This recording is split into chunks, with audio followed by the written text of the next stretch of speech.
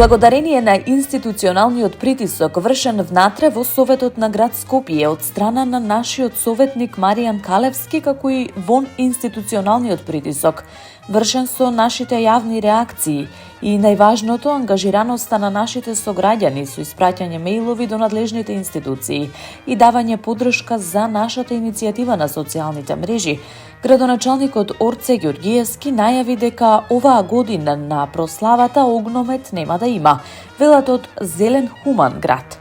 Оттаму потенцираат дека потегот на градоначалникот Ѓорѓиевски го сметаат за позитивен, но истовремено сметаат дека не сме една вака клучна материја да е нечие дискреционо право.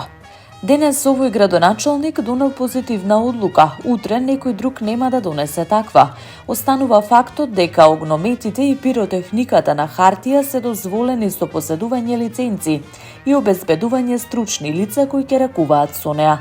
Инсистираме оваа високоризична материја да се нормира и законски да се забрани експлицитно и на отворен и затворен простор, велат од граѓанската иницијатива.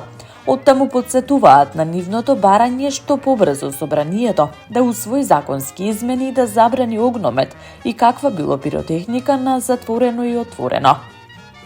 Скопската централна новогодишна прослава без огномет представува мално значаен чекор кон подобрување на квалитетот на животот на најранливите групи граѓани во Скопје, намалување на преголемото загадување на воздухот и на сите медиуми на животна средина.